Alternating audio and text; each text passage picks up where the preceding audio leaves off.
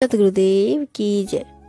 सतगुरु महिमा अनंत है, अनंत किया उपकार। लोचन अनंत उधारिया, अनंत दिखावन हार कबीरा, अनंत दिखावन हार। कबीर साहब जी कहते हैं, सतगुरु की महिमा का कोई पारावार नहीं है, वह तो अनंत और अगम है। सतगुरु ने हमारे जिज्ञासु मन पर जो उपकार किया है वह भी अनंत है, उसकी कोई सीमा नहीं है। उन्होंने आत्म साक्षात करके हमें अनंत ज्ञान दृष्टि प्रदान की है। सतगुरु मेरा शूरमा, तकी तकी मारे तीर। लागे पन भागे नहीं, ऐसा दास कबीर कबीरा, ऐसा दास कबीर। साहब जी कहते हैं, सतगुरु सच्चे सुरवीर है, इसमें कोई संदेह नहीं। वे शिष्य की अज्ञानता पर ज्ञान रूपी तीरों को मारते हैं।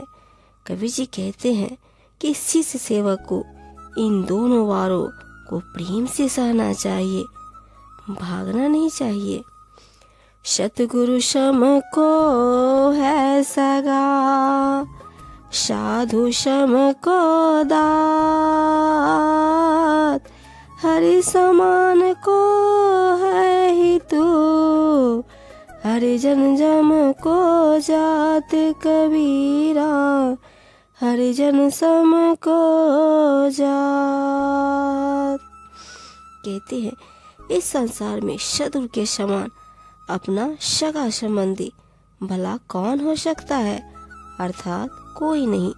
सभी नाते रिश्ते स्वार्थ के हैं। साधु संत के समान कोई दानी नहीं, श्री हरि के समान जीव का कोई हितैषी भी नहीं है। हरिजन यानी कि परमात्मा के भक्त के समान भला कोई उत्तम जाति अथवा समाज कहाँ कौन हो सकता है, अर्थात कहीं कोई नहीं। सतगुरु सम कोई नहीं, सात द्वीप नाखंड। तीन लोक ना पाइए, अरु एक इस ब्रह्मांड कबीरा, अरु इस ब्रह्मांड। इस संसार में सतगुरु के समान कोई नहीं है। सातों द्वीप, 9 खंडों, तीनों लोकों और 21 ब्रह्मांड में सतगुरु के समान दूसरा कोई नहीं है, अर्थात सतगुरु की महिमा सर्वोपरि है। उनके ज्ञान उपदेश से जगत का जो उपकार होता है वह किसी अन्य से नहीं हो सकता। सच पाया सुख उपजा, दिल दरिया भरपूर। सकल पाप सहजे गया, सतगुरु मिले हजूर कबीरा, सतगुरु मिले हजूर। कबीर साहब जी कहते हैं, जब सतगुरु हजूर साहिब पूर्ण रूप से मिले और उनका ज्ञान ग्रहण किया तो सत्य का साक्षात्कार हुआ। फलस्वरूप अनंत सुख सागर से हृदय परिपूर्ण हो गया। जो ढेर सारे दुष्कर्म का पाप था वह सहज ही नष्ट हो गया, अर्थात ज्ञान होने से सत्य कर्म होने लगे।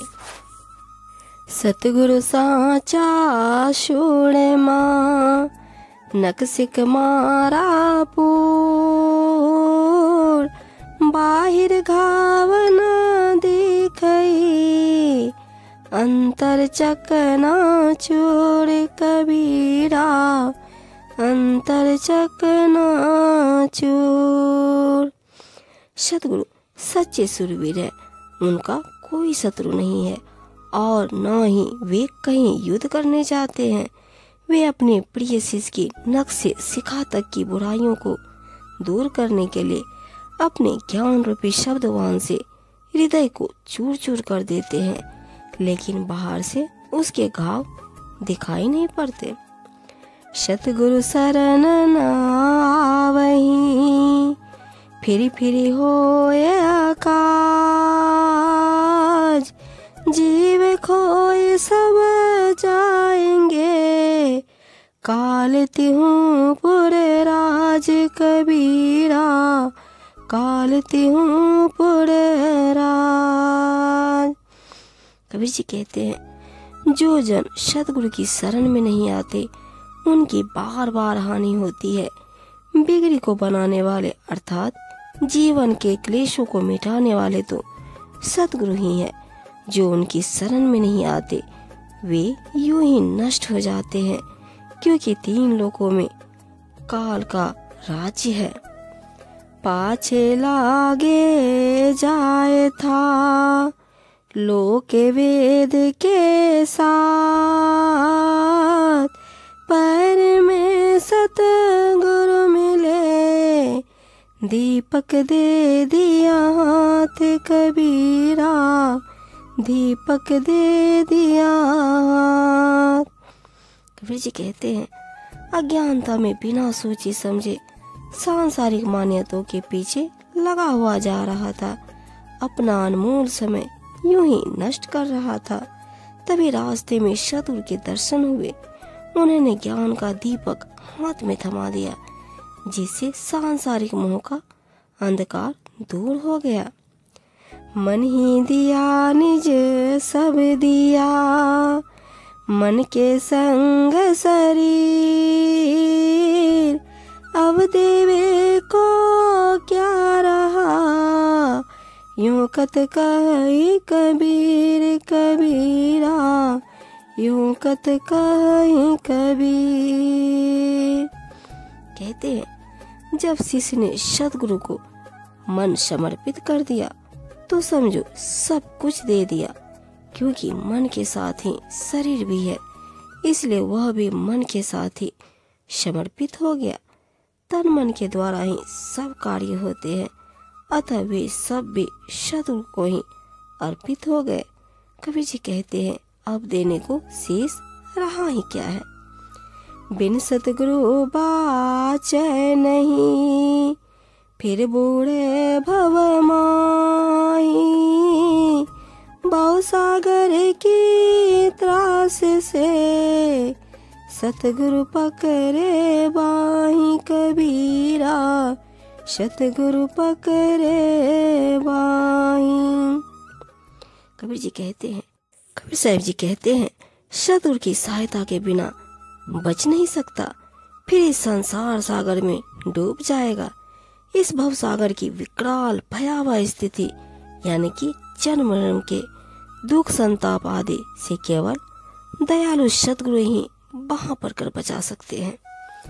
खेती पड़ी गुनी पची मुए, युग यग तप लाए, बिन सतगुरु पावे नहीं, कोटिन करे उपाय कबीरा, कोटिन करे उपाय।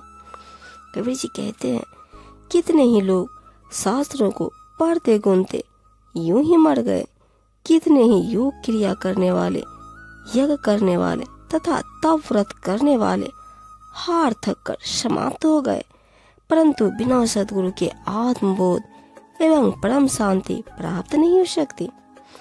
चाहे कोई करोड़ों उपाय करे, फिर भी उसे सतगुरु के बिना आध्यात्मिक ज्ञान प्राप्त नहीं हो सकता।